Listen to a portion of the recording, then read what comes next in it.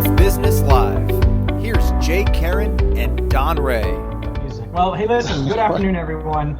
I'm Jay Karen. I'm Chief Executive at the National Golf Course Owners Association, coming to you live from the mobile command center of my guest bedroom and office. And I have with me NGCOA Board member and owner of Augusta Ranch Golf Club in Mesa, Arizona, Don Ray, PGA. Don, how you doing today? I'm doing well. We got through another week. We're closer to the end. That's all we can hope, right? Yes, sir. Well, everybody that's tapped in live, welcome to the second episode of Golf Business Live, the Good Friday edition, to be held every Friday at 3 o'clock Eastern time, at least until Don and I get sick of seeing each other's face, and maybe we'll have some guests on the show as well. You can count on NGCOA doing more of these kinds of broadcasts for owners and operators out there, anybody, not just members only. We had a fantastic one on Wednesday with a staffer from the National Federation of Independent Businesses talking about the CARES Act. It was a phenomenal webinar. So anytime you see a promotion for Golf Business Live, we encourage you to attend. If you can't make it, we're always pushing out the recordings.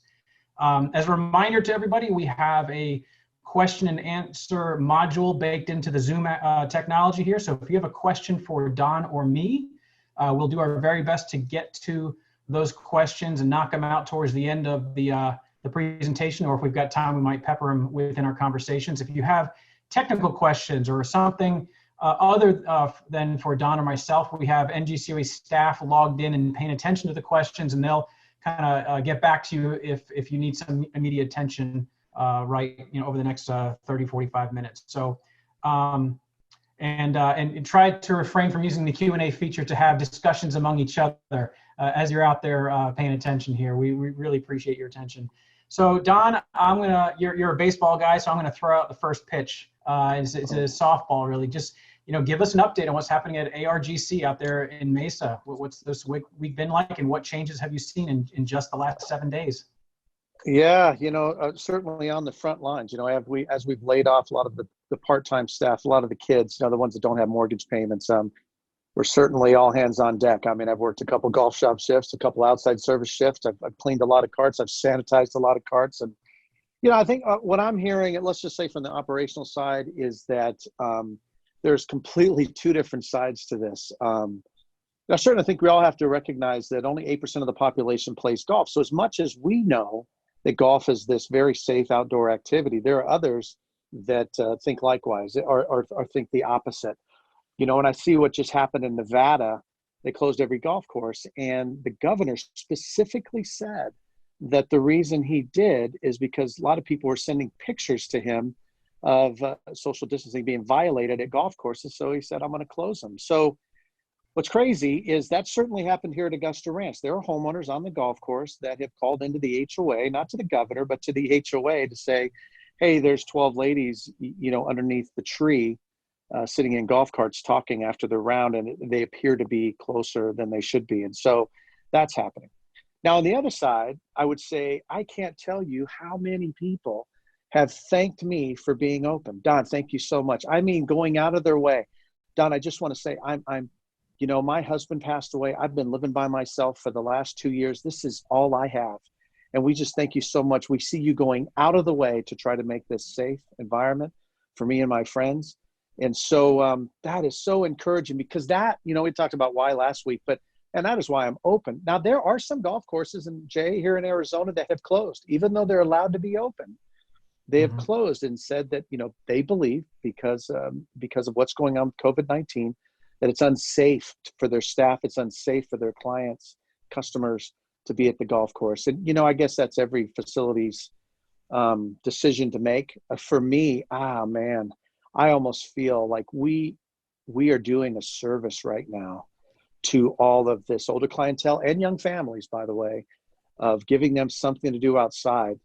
And are we policing social distancing, Jay? Absolutely. Because of this shaming, we are certainly, I'm all over it. I drive around and I tell people on the driving range, hey, give me 6 feet, give me 10 feet.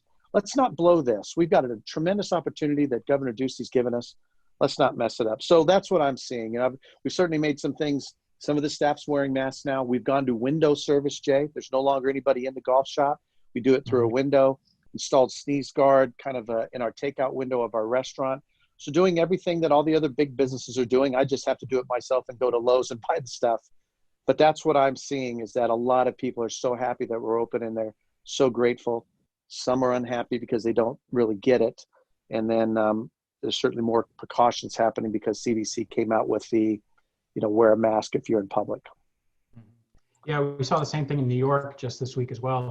There was ambiguity with regard to could golf courses be open or not. And Governor Cuomo talked about golf specifically in his press conference. In fact, I mean, it was interesting to watch, because a lot of people have been watching Cuomo's stuff, that he had an official to his left who basically said, nope, golf, sorry, just like bowling alley, just like just like basketball, just like tennis, although we know that golf is different, because in basketball and tennis, you're exchanging the ball, right? In golf, you can play your own still. Yeah, right. But she was pretty clear that the answer was no. And then Governor Cuomo was saying, listen, we say you can hike outside, so can you hike down a golf course? Maybe that's okay. And it's like, oh man, when you open the door for a little interpretation, then especially golfers, they're going to cling on to any opportunity right now when the spring weather's coming. Oh, the governor said we can take a hike. Hey, well, let's go hike down the golf course with our clubs and a ball, and we're fine, according to Governor Cuomo. So really difficult situation for course operators and golfers to figure this out. But I think you mentioned a good one. It's when the employees start saying, I don't think it's safe to come to work, because then it brings this whole thing into a different level. And that's where I think some of this is coming from as well at the public policy level, is ensuring safe places for people to go to work. And that was like the second wave of all of this, was that we weren't anticipating those discussions. So here we are, and I'm sure over the next several weeks, we'll see more public policy changes, reversals, opening, closings. It's going to be a Wild West for a little while longer. No doubt. And I do have a question for you, but first I'll say, on the operation on the owner side, got my first unemployment letters, 2 employees that have filed for unemployment because they're worried about the COVID virus. And one of the employees never has worked here. It was a name that I do not recognize. I've looked through my entire directory. This person's never worked here. So it obviously appears to me there's going to be a lot of unemployment fraud out there. Somehow they've selected me as a place that they used to work at when they never have. Another young man, is filing, and one of our bartenders have. Certainly some employers are still working and feel comfortable, whether they're wearing a mask or gloves or all the above. Some are filing unemployment. I had one guest actually come up and say, Don, I heard that you were discouraging some of your employees for filing unemployment. So these are perception things. I'm like, absolutely not. I've printed out what the unemployment insurance is, and I've given it to every employee. I've printed out what they can do for all of the filings. I've certainly filed on Friday as an LLC for some of the CARES Act money for the EIDL after watching Wednesday and Holly telling me apply for everything. We've applied for the EIDL. We've informed our PGA golf professionals that teach here that have an independent kind of a contractor revenue stream coming in, that I encourage them to file for that if they can. Or the forms are fairly easy. So all that being said, I feel like I'm doing what I can do, answering the questions of dealing with, this entire unprecedented situation. Yeah. What are you hearing, Jay? You're talking to more people. So I've filed. I haven't heard anything back from Chase. Chase told me I was in the queue. They did send me another form that was a little more detailed. I had to answer, how many FTEs I had. Do I think I'm going to get to that 75% number? Obviously, the seasonality of Arizona is just, I'm a little worried about that, because I wouldn't be ramping up staff in July, but it looks like I'm going to somehow have to figure that out. But what are you hearing? Anybody get a check yet? I mean, I've heard that you should be able to get these $10,000 EIDL checks, but I haven't heard of anybody getting one. Have you heard anything about that? I heard of, I think, one business so far that has said they've gotten their 10,000, and it's a week after the application.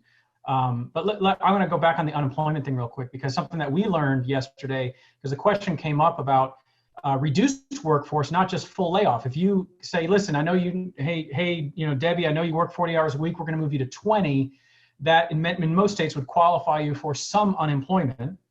And the question was, how much can you reduce the work and someone still be eligible for the $600 per week federal supplement, right? And basically says, as long as you're getting $1 a week from your state unemployment, then the 600 will kick in. And that's not going to be prorated. And that was the question. That was the question. It was like, wow, okay, if you're prorated by the state based on reduced hours, will the same happen to the 600? And the clarity we got yesterday was no. So when calculating, you're trying to take care of your employees and thinking, how are they going to live if they're only going to get $300 a week if I lay them off, or $150 a week? That 600 should be applied in if you're eligible for your state unemployment, even under a reduced workforce situation. The question will be, how does your state define eligibility for unemployment in the reduced workforce situation, not the full layoff? So all of that is state-based, but the 600 comes from the federal, as long as you're getting $1 from your state. So that's something that we learned. But just from what I've heard, Don, as far as the applications, difficulty across the board getting applications approved by the banks in a fast fashion. That banks are requiring extra documentation on top of what the SBA is saying that you need for paperwork. The local banks, the more local the bank, the faster they seem to be in approval process. And the ideal situation is that you've got a standing relationship with your local bank, and that's what seems to be the fastest path forward. But I'm not saying that everybody should jump ship with their current bank to go to a local bank, because those pre-existing relationships seem to be what matter there. So you'd be starting over with a local bank. I'm hearing that the hospitality industry in general, and golf's in that obviously, is very afraid that the funding will not be enough to keep businesses going. Right now it's only funded through July 31st. And we'll talk about what we're seeing coming down the road. But the hospitality business they're just very afraid that what's out there now is still not going to be enough to keep them going. So I would encourage anybody listening, any course operator, to jump on NGCOA's Accelerate platform and bring your questions. That's where we're learning. We see, golf course operators are sharing their stories of applying for the SBA loans. If someone, has a eureka moment, they share it and everybody can follow that, right? So again, last week we opened up Accelerate, or at the beginning of this week, to non-members. So if you're a non-member golf course, you want to participate in the forum, by all means, get in touch with us. But bring your questions there, and the NGCOA staff and other course operators are really generous with answering questions as to what their experience has been. Yeah, I think I'd just follow up. I feel like I'm over-informed. I've tried to watch every webinar, whether it's PGA, NGCOA, they've all been excellent. I got to give it to Holly yesterday or 2 days ago. She's got a slide on that presentation where she lays out EIDL and the PPP right next to each other of what the benefits of each one are. Thought that was awesome. There's still this C7 thing floating out there for the private clubs. I know they're worried about that. Maybe it'll come in on phase 4. They don't know, right? But having the EIDL there, and there was a lot of confusion that even the EIDL, it was available before this. It's always been there with the SBA side. So if you've applied for one before, there could be a problem. But if you've never applied, applying for the EIDL and the PPP at the same time is perfectly fine. There's certainly different interest rates. The interest rate is only 1%. If you do the PPP, it could be 3 3/4% if you're an LLC on the EIDL side. But I would say what I'm hearing, I've heard different things. I told you you'd hear it from the front lines here. One story I'm hearing, hey, it's always going to stay funded. Don't worry about it. Don't feel pressured to get your money right away. And I heard this, Jay, correct me if I'm wrong, but your 8 weeks doesn't start until you're approved. And so some people are saying, well, I'm going to wait to apply because my 8 weeks is going to start once I'm approved. So correct me if I'm wrong on that, but that's interesting. I think Holly said something to that extent. But so I would watch Holly's presentation Wednesday. But that's interesting because some are saying, hey, don't worry about it. It's going to be fully funded. The money's not going to run out. And then Holly was on Wednesday saying, well, it's still legislators. And at some point, why take that chance? Don't play the game of what you're going to do. Just get in there now. And so I heard. Look what the Senate was saying. Yeah. Look what the Senate was saying last week. They're saying this is going to run out. So we have to get our act together for phase 4 funding here. So yes. Yeah, you have to act like it's going to run out. Why not act like it's going to run out? Go ahead and apply like you're saying. But I've had some employees. Yeah, some employees, Jay, have said, they're very smart and they're like, hey, Don, you're going to get this money. You're going to be fine. Okay, hold a second. Time out. I don't have the money till I have the money. And that's why I'm working outside service shifts. I'm doing everything possible because, hey, guess what? I don't even know what peak season is going to look like, Jay. I can always suffer through the summer. I've been doing that ever since I've been in the golf business in Arizona. The summer is the summer. But what does next peak season look like? What's the Canadian dollar look like? Are people going to come? Recession's going to drive down rates. I love Sagacity Golf. I love what Mike's doing with Benchmark. But at some point, there's going to be a compression because of the recession. So, how is that going to affect my 2021 budget? Man, that's what I'm worried about. Yeah. Yeah, I mean, it's hard to even manage for the next week, let alone 6 months from now with the situation. I know everybody's feeling that uncertainty. I see a lot of questions rolling in. We're going to get to some of these questions soon, but I want to address kind of what we're seeing in Washington, Don, coming down the road, and to your point about C7s. Just a reminder to the audience, what we're talking about when we say C7s is a lot of private clubs are set up as 501c7 nonprofit organizations. Not the same as charitable or trade associations, but as you know, this is a member owned kind of club situation. Well, they don't qualify if you're a C7. Actually, only if you're a C3 or there's one other kind of nonprofit do you qualify for the Paycheck Protection Program. If you're not a C3, or I think it was like a Native American tribe, then you don't qualify for that funding. So we've been making efforts, but it's really been led by the Club Managers Association of America. And we hear that they have had over 10,000 letters sent to Congress already to include C7s in eligibility for the next wave of funding. So, and we're hearing some positive responses that could be a possibility. Also, we're looking out for C6s. 501c6 organizations are like NGCOA, and a lot of golf associations around the country, state and federal level, but a lot of the state associations and locals are 501c6 organizations. We represent people and members that are using the funds, but we ourselves don't have access to the ability to apply for the same kinds of forgivable loans. And we're going to take, a hit at NGCOA like a lot of associations will. So C6s and C7s are on the radar for the next wave of funding. And we're hearing some positive responses out of the lobbying efforts there.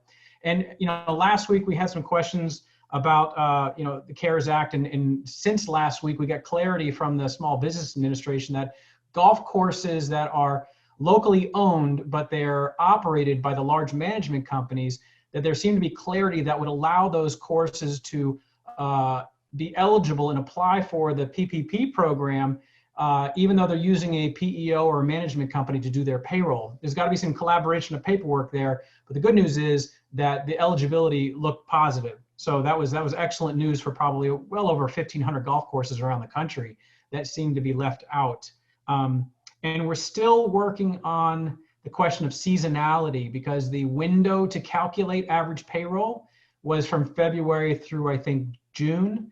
And if your high season is later in the summer, then you're getting shortchanged here. That's what it was legislatively. Since it was in the legislation and not interpretation, there's nothing we could have done until another piece of legislation comes around, which may have a different window of seasonality, a seasonal calculator, if you will, to figure out what your payroll should be.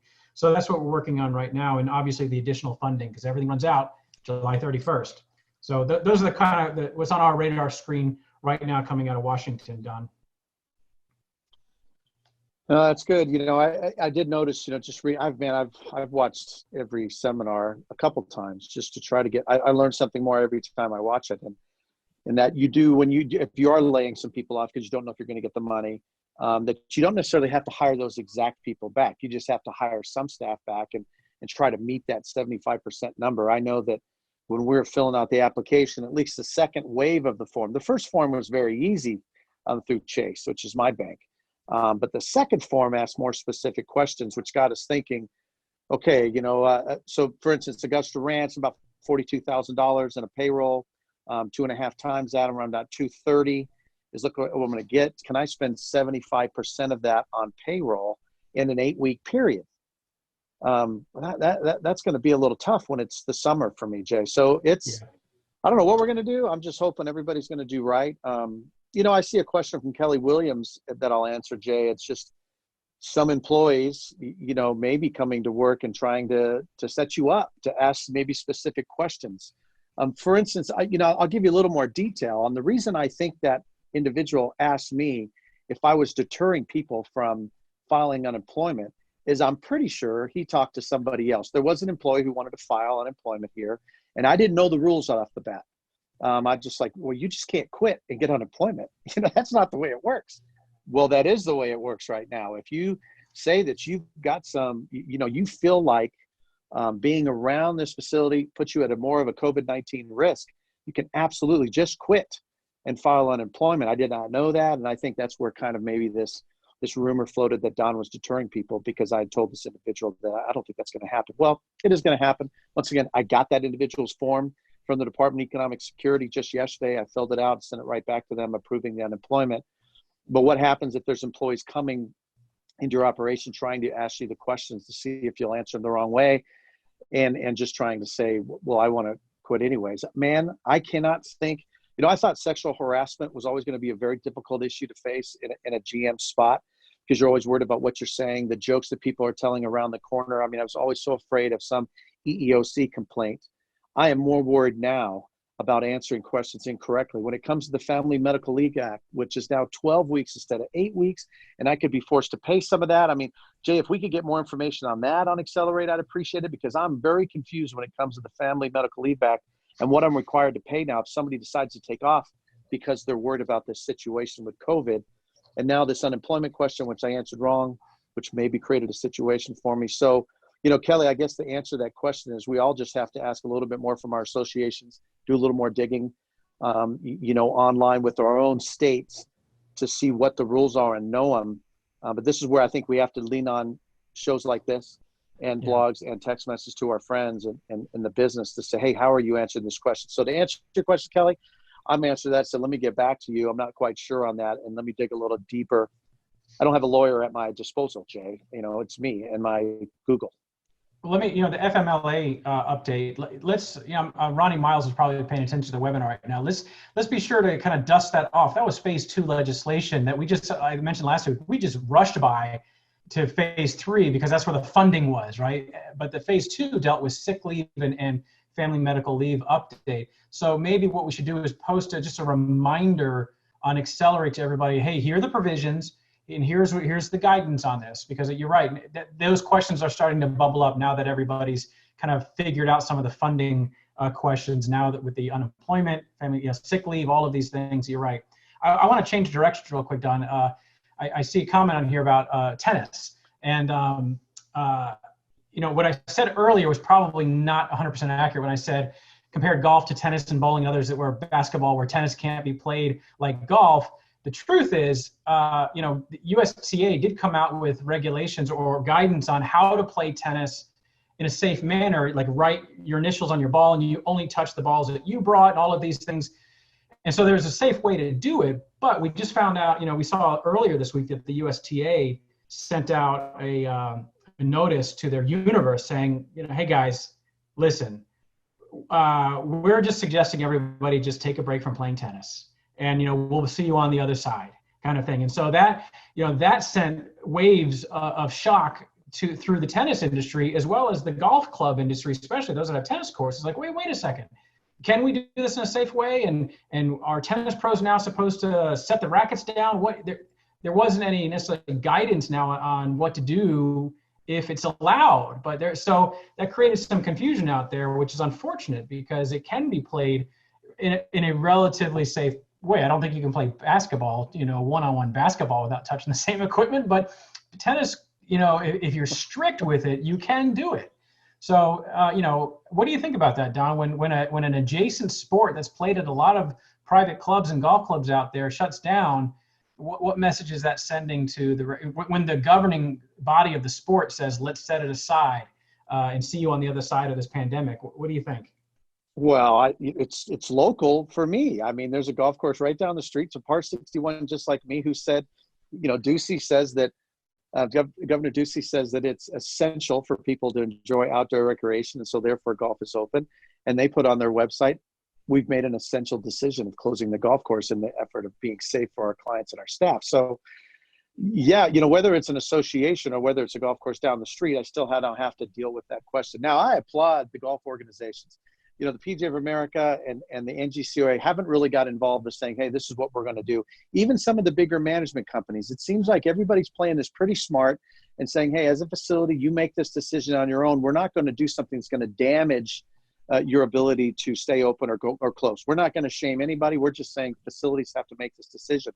So I do applaud all the golf associations. I don't know what's going on with the phone calls, Jay, that you and Seth and Jay Monahan and everybody else is having, but it's working because the messaging is coming out that these decisions are going to be local. They're going to be driven by the facility and what they deem is important to their staff and to their customers. So, yeah, I think it's very damaging if a national association comes out and says we're going to take 30 days off, because in Arizona, it's much different. There will be some golf courses that close and they'll never reopen. This is where I'm torn. You know, hey, I'm all about safety. My daughter has Crohn's disease. She's in an immune situation where I in my garage, I undress and then I take a shower before I ever interact with my family. Now, at the same time, I'm working through a window to take green fees for people who are thanking me for being open. So this is a crazy situation. Yeah. But I know it's my decision. Yes. And it's my decision, you know, and so I got to look my staff in the eyes and see how they're doing. If a majority of them said, Don, this isn't safe anymore, then I'd make the decision. I've tried to stay ahead of that. So anyways, I think to answer your question, yeah, that's very damaging. And I think it's unfair because I think we all should make that decision.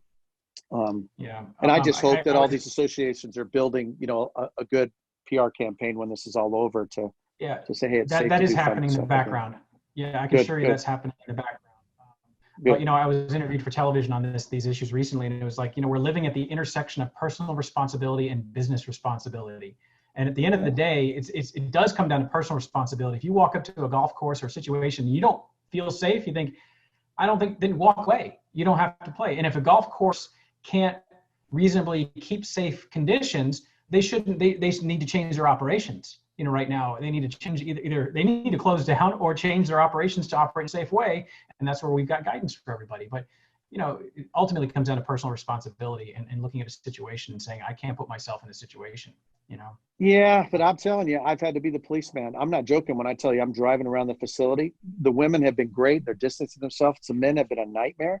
They're all sitting next to each other having their beers. And I'm like, get away from each other or go home.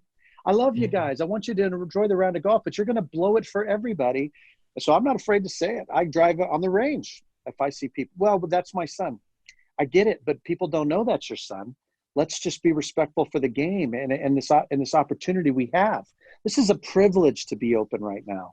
Let's treat it that way. And so I think we got to police more. I'm all about self. You know, before if you rode in the same car together, you could ride in the same car together. As I told you last week, now it's like you better be living together if you're going to ride in the same car. So I'm going to ask you that question because it's that important. Let's get to some of the questions here. Okay, so someone says, we are a private club. How would you suggest handling outside events where we usually would do a shotgun? Our play is very large currently with members. Never seen it at this level. Crazy. I know, like the club that I belong to, there's no guest play allowed whatsoever. It's member only, and that's it. And so I think a lot of private clubs are taking that approach right now. You got to make an advanced tee time. You got to be on record of when you have a pandemic, you want a record of who is coming. And if you're a private club, you can maintain that by, identifying who your members are. But to allow a shotgun right now, outside play, I don't know, Don, what do you think? Well, I mean, outside play, Jay, I'm a public facility. I don't know who's playing here. So, I'm already subject to not knowing who my members are because, heck, who knows? And I have a bunch of players. We're not doing crazy rounds. We're doing 120 a day. Shotguns, absolutely not. I would stay away from that. We don't do any scoring. We don't do any shotguns. That stuff's all done online. If there's no skins money, we don't take any cash anymore. And guess what? We haven't lost any business. Actually, that's a lie. A guy came today, wanted a bag of teas and some peanuts. And it was $5 and he didn't have a credit card and he had cash and I didn't take it. I think that's the only sale I've lost in the last week of being not taking cash whatsoever. But I would not do a shotgun. I would not be grouping anybody. It's the perception, no matter how good of a job you try to do it, how far apart you stage the carts, you're just going to see a boatload of people driving out to their holes. Man, I wouldn't do a shotgun. No way. Yeah. Another question says, how do we determine average monthly amount for seasonal if you are not open February, March, and April and only have payroll for May and June of 2019?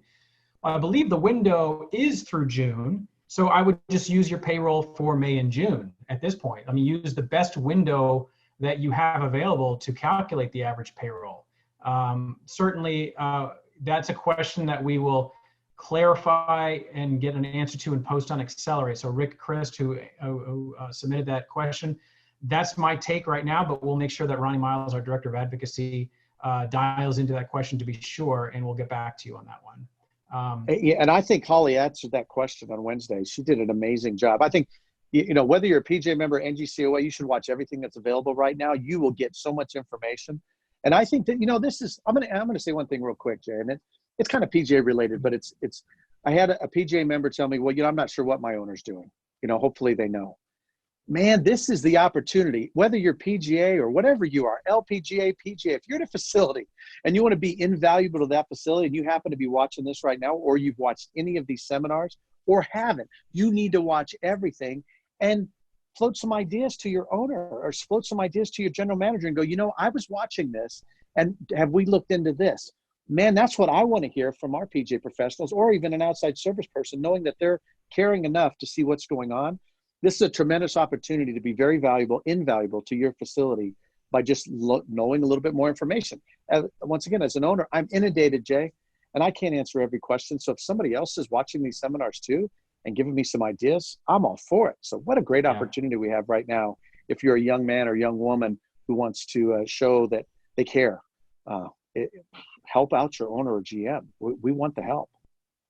If you're building the plane as you're flying, you better be reading the instruction manual while you're doing it, right? Well, and I need flight attendants, I need pilots, I need baggage crew, I need everybody helping to make sure this plane stays in the air. I don't want this plane to land, because if it lands, it might not take off again. All right, so we have another question from Chad Hopkins up in Maine. He said, my name is Chad. I own and operate Apple Valley Golf Course, a 9-hole course up in Lewiston, Maine. I'm a sole proprietor LLC. Governor Mills shut all Maine courses down for now. I'll take a draw. What's my best form of action in regards to available funding out there? Well, sounds like the PPP program. I mean, if you're not a C7 private club, the available funding is what we've been talking about through the SBA is either an EIDL loan or the payroll protection plan funding, which is forgivable. So that's the way I see it. Don, do you see anything different here? No, absolutely. I'd apply for everything. There also will be some tax credits coming for all this sick pay that some people are taking, right? Everybody right now, every employee, and even as an employer, they're burning through their sick time first, and then they'll get into their vacation pay. Hey, there's going to be some actual payroll tax credits that come back that you can file by the end of the year to get some of that sick pay stuff back. So be smart about that. That's certainly something we should put on Accelerate, Jay, but do both. What I've heard from everybody is EIDL, PPP, apply, and you can work it out later. There's different interest rates, different payback schedules. Once again, you can remove some of that debt and not forgiveness on the PPP side. So certainly you want to get in there, but the EIDL, you can get a lot more money and they don't tie your hands on how you use the money. The CARES Act, the PPP, they tie your hands. 75% has to be for payroll, 25% for your utilities and leases, mortgage interest, things like that. So everything. Go for everything right now. You can worry about it later. Yeah, Matt Jarvis is now asking, we certainly appreciate your time and expertise. Would like to get your thoughts on customer communication during this time of uncertainty. It feels like a balancing act between saying nothing and saying the wrong things. Do you have any thoughts on what, if at all, the message should be? So to me, these situations are ripe for over communication. You never want to under communicate in a situation like this, as long as you know what you want to communicate, right? And I guess for Matt's situation, it all depends on what his golf course situation is as far as open, close, all that. If he's closed right now, what could you be talking to your customers about? There's probably a lot you could be saying right now. But Don, what are you saying to your customers in an official communication capacity? How often, and what's the tone of your message, and what would you advise out there? Well, I mean, I am working every day and I'm pretty much here all day, and I'm not necessarily grinding, but I'm walking the business, man. I'm walking around the golf course. I'm driving around the golf course. I'm talking to everybody. Me, I like to use the social media side. Well, heck, we talked about the videos I was doing in order to get in front of everybody. I've stopped that completely because I am worried about what's going out there. I can't control social media. Once it's on the internet, it's on the internet forever. And somebody might try to use that against me or against the game of golf. I'm not going to have that. The staff here and our customers don't deserve that. But in person, I'm asking people how they're doing. I'm texting owners that I know. I'm texting our staff members. I've got all their cell phone numbers. How you doing? Is everything okay? Is everything good at home? I'm letting them know I care. I'm letting them know to the lengths at which we're doing stuff. But this is all about being in person, and because they can't see how much you care through a text message, but they can hear it in your voice, and they can certainly see it in your eyes when you're talking to them. So now is the time to re-engage personal connections, from the person washing dishes right now to outside service to your director of golf who's in the trenches with you right now. We need to be talking to people. I'm sure you're doing that, Jay, in your organization. They're working harder than they ever have been. Email pats on the backs are great, but that's nothing like seeing somebody and talking to them and saying, hey man, I really appreciate the time you're spending.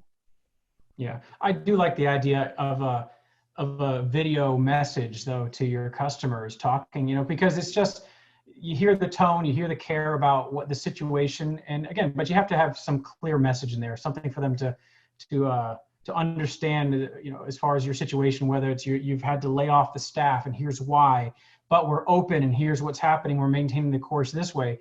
The superintendent at the club I belong to, even in normal times, man, is he communicating with the members. And it's, I don't read every one and watch every video, but it's nice knowing that they're communicating with us. So I would err on the side of, even if you don't want to do video, err on the side of communicating more than less. And don't worry so much about saying the wrong thing unless you're getting into law and regulation, and you don't understand it well. But if it's about caring for your customer and talking about the wonderful benefits of golf, speak from the heart. I don't see anything wrong with that, right? I think you can't go wrong when you're talking about those things to your customers. But again, I would say over communicate. And, people are bored right now, especially if they're furloughed or working at home. Use those social media channels if you can to communicate with your folks. They're there on the screen watching for content right now. So I would encourage you to do so. Let's get to a couple other questions here in the last few minutes. Mark is asking, teaching golf, starting to get requests for lessons. If I maintain 6 feet, are we okay? Well, we just had an instructor here at Augusta Ranch last Tuesday. A student called him and said, hey, I tested positive. All right, we're in the middle of distancing. We're doing everything by the book, if not more, right? Because of where I'm at in my life, and doing the videos, doing this show. But what are you going to do? So he's gone for 2 weeks. He doesn't know. It's been 8 days. He's not showing any symptoms, but I'm sorry, dude, you're gone for 2 weeks. Customers are asking, hey, how come this gentleman's not around anymore? Well, one of his students tested positive for COVID. And so he told all his students that someone had tested positive. He's taking time off. So, I think you could do everything right and still someone could get it from someplace else. We don't know where our students are the other 23 and a half hours and what they're doing. And so they could bring it to your operation. So I'm a PGA member. I'm all about teaching right now. I just think you have to be careful with the people you're teaching. Certainly take 10 foot of, right now there's so much technology today. They can send you videos of their swing. You can give them a lesson with their cell phones online. And by the way, when it comes to videos, Vimeo is great. With YouTube, you can't do certain things, but Vimeo, you can put password protection on that. You literally could film a video and just give it to your regular customers of what the password is so they could watch it, so that you could do that over communicating like you're talking about, Jay. But man, I hate to say not to give lessons, but if you're going to give a lesson, so understand the risk. You don't know what your students are doing the other parts of their life. And so, well, let me split the hair with you there. So is there any difference between in saying yes to a lesson, maintaining 10 feet or even 15 feet, than bringing a golfer who you don't know, to allow the golfer to play at the facility, then you don't know what they've been doing the other 20 hours of the day as well? Is there any real difference here, or do you feel like this teaching requires a physical closeness in order to be effective? Because you set up a station 10 feet away, student walks up and you're never near that person. Is that legit? Do you think that's safe enough? It's a good question. I could say this, because that individual was a student, we had their contact information. They contacted the instructor to say they tested positive, right? So at least we knew who it was. You're right, golfers, we don't know.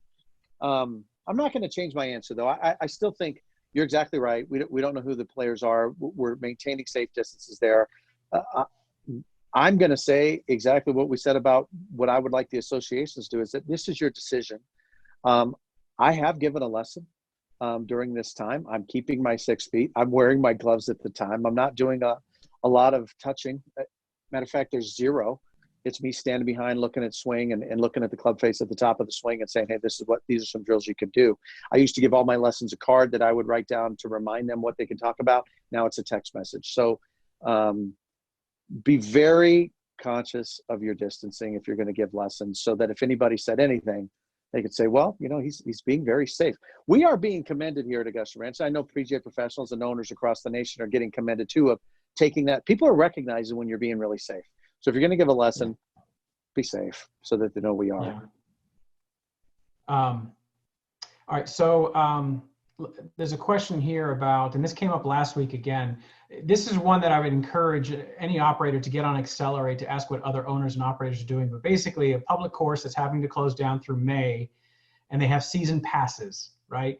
And the season pass holders don't understand why they can't play even though they're closed. Well, that's one problem. If they don't understand why they can't play and you're closed, that's one hurdle to cross, right? But the second hurdle is, someone pays $500 for the season to have a pass and they can't play. How should an owner operator handle the refund or credit situation if there wasn't any agreement in writing when accepting this, like saying, oh gosh, if we can't deliver, then you get a credit for next year. If there's nothing out there, there's no contract. Don, what do you say owners and operators should be doing as far as honoring the season pass holders that can't be used? Yeah, it differs as much as a rain check policy, right? I've seen some rain check policies that are tough. As soon as you leave the golf shop, you're done. Sorry, you're not getting your money back, and you're not getting a rain check either. We're very flexible here. I guess it's, the way I always looked at it, Jay, is it's every transaction. It's not even about that transaction. I'm looking at the lifetime value of a customer and the relationship I'm going to have with them. I mean, I don't want to do anything to damage the relationship. So I'm always erring on the side of the customer. And in this situation, I certainly would do it that way. I'm going to be there'll be prorations. I'm not going to just take it. But if they've had the pass for a certain amount of months, and so somebody buys my junior pass or my summer pass right now, and they play through the month of April, Ducey shuts me down May 1, and he shuts me down for 2 months. Then we open back up. They still had an opportunity to use the end of their pass, but they certainly lost 2 months. I think that's pretty easy math. I'm just going to do the math to say that your pass was entitled you to this many weeks or days, even if you wanted to grind on it that much. But I'd be very flexible with that. And once again, like I said last week, I think you can apply that to future passes. Maybe you can give gift certificates and say, I'm not going to refund your money, but can I give you this much money in a gift certificate to be used here at Augusta Ranch? I think someone's going to say, yeah, that sounds really fair. So that's what I would recommend, is try to keep the money in the till. That's always a good thing, but give them something back in a proration, even that prorated amount. Not give it back to them, but give it back to them in the form of a gift certificate that they could use in something in the future. Good. That's what I would do. All right, last couple of questions here, and then we'll close out. The question is, do you know what the formula is to reduce the forgivable part of the loan when your payroll for this year is smaller than last year? If you hire back 50% of your employees and paying them takes the 75% of your loan, does that satisfy the requirement? Wow. Barbara, I'm not going to be able to answer that question live, but we will take that question offline and we'll answer that on Accelerate. So Barbara, be sure to pay attention to the Accelerate platform, assuming you have access to that. If for some reason you have trouble, email Ronnie at rmiles, M-I-L-E-S, at ngcoa.org to get your specific question answered. And we'll go from there. Jay, what do you think real fast? I mean, FAQs are always a good thing. I love looking at those. I mean, is there a way? I mean, I love Accelerate. I certainly want to see more people on it, but it'd be cool to have some speaking points of what do you say, like Kelly's question. What do you say when someone feels like I loved on the PGA Board of Directors, we always had speaking points to say, if someone asks you, this is a good, safe answer, right? Because you don't want to offend anybody. You want to make sure that you're all speaking as a group. So that would be cool for the NGCOA to provide us some speaking points for tough questions, and then some kind of FAQ compiled into one area. I know the Accelerate threads can sometimes get jumbled because all good questions are on different threads. Maybe I'm wrong there, but if they were all under and getting moved over by Ronnie into, wow, this is where you want to go on Accelerate to see all of the questions and all the answers, that would be cool. Mm-hmm. Could you make that happen? That would be good. I think so. We have a lot of answers to a lot of questions on the website, the COVID-19 section of our website, but we could probably, now that we've had a couple of weeks under our belt, we anticipated FAQs when this was starting, right? So now we actually probably have real FAQs, frequently asked questions, where we can, post those like what Barbara was asking, Yes. and do our best to answer those questions. All right, so Don, we're up at the 45-minute mark here, and I really appreciate your time. I think something to think about for our next chat next Friday is, how do we prepare for the new normal, in the sense of, okay, do we gather golf course operators into a task force and say, look, let's take the proactive approach here now and say, which ones of these practices are we going to turn into the new normal, from the advanced payment, and like you said, the golf cash that you use and other things? Are you going to keep up the sneeze guards forever? What are we learning from this, that we say, this is actually an improvement that we should make in the new normal. This is going to be part of the nuisance new normal that we have to do, that we didn't like to do.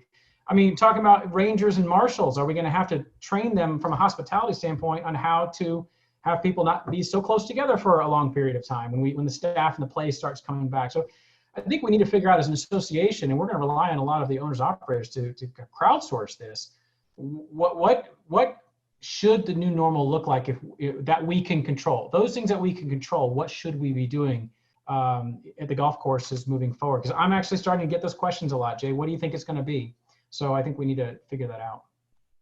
Yeah, you talk about, RevCon, that you could do a whole conference just on this, right? I mean, what are we going to do? I'm sure every association, and a lot of entities are going to try to come up with all this information. I think we all need to think about that. I certainly try to take part of my day of not dealing with the day-to-day and going, okay, where am I at? Once again, I don't know what 2021 is going to look like, but I know that I'm going to have to stockpile something. So I have to act now.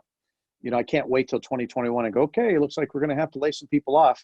Right now, I'm going to suck it up. I'm going to do whatever it takes to make sure that 2021, if it turns out to be the greatest year ever, Jay, that'd be great. I mean, maybe it will be, because golf is noticed and recognized as a sport that fits checks every box.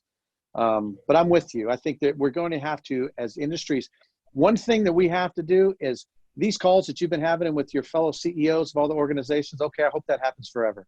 We've now created this United Nations, right?